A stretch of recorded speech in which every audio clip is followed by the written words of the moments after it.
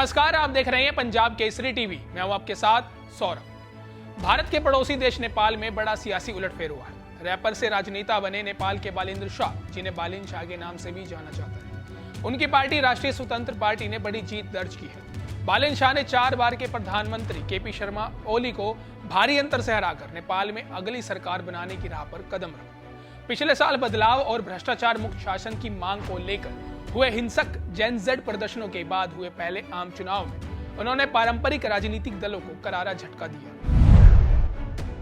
बालिन शाह, जो कि राष्ट्रीय स्वतंत्र पार्टी के प्रधानमंत्री के उम्मीदवार हैं, उन्होंने झापा 5 निर्वाचन क्षेत्र में नेपाल कम्युनिस्ट पार्टी के अध्यक्ष ओली को लगभग 50,000 मतों के भारी अंतर से हराया। केपी शर्मा ओली को भारत विरोधी माना जाता है। वह झापा 5 से 2017 व 2022 में लगातार 2 बार निर्वाचित हुए थे, लेकिन इस बार उन्हें करारी हार का सामना करना पड़ा। बालिन शाह की राष्ट्रीय स्वतंत्र पार्टी इस चुनाव में सबसे बड़ी पार्टी बनकर सामने आई। आरएसपी ने अब तक 110 सीटें जीत ली हैं, जबकि 15 सीटों पर आगे चल रही। यह पार्टी सिर्फ 4 साल पहले नेपाल के एक पत्रकार रहे रवि लामिछाने ने बनाई थी। पिछले साल हिंसक प्रदर्शन के बाद बालिन शाह की लोकप्रियता नेपाल में काफी बढ़ी थी। बालिन शाह नेपाल के सबसे कम उम्र के प्रधानमंत्री होंगे। बालिन शाह का जन्म काठमांडू में हुआ। उनका परिवार मूल रूप से मध्य प्रदेश से है। बालेन को बचपन से ही संगीत और कविता में रुचि थी। पढ़ाई के दौरान उन्होंने रैप संगीत शुरू किया। उन्होंने काठमांडू से सिविल इंजीनियरिंग की पढ़ाई की और बाद में कर्नाटक की विश्वेश्वरैया टेक्नोलॉजिकल यूनिवर्सिटी से स्ट्रक्चरल इंजीनियरिंग में मास्टर्स किया। संगीत की दुनिया में भी काफी बालेन लोकप्रिय हैं। उनके YouTube चैनल पर लगभग 10 लाख सब्सक्राइबर हैं। उन्होंने 2012 में अपना पहला गाना सड़क रिलीज किया।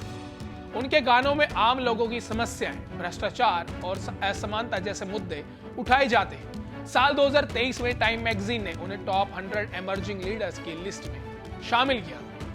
बालिन शाह 2022 में काठमांडू के पहले स्वतंत्र मेयर बने थे। 2025 में वे आरएसपी में शामिल हुए और 2026 के आम चुनाव में पार्टी के अभियान का नेतृत्व किया, जहां उनका नेपाल का नया प्रधानमंत्री पद पर बैठना लगभग तय माना जा रहा है। बालिन शाह की इस जीत पर भारत के प्रधानमंत्री नरेंद्र मोदी ने एक्स पर पोस्ट करते हुए बधाई दी।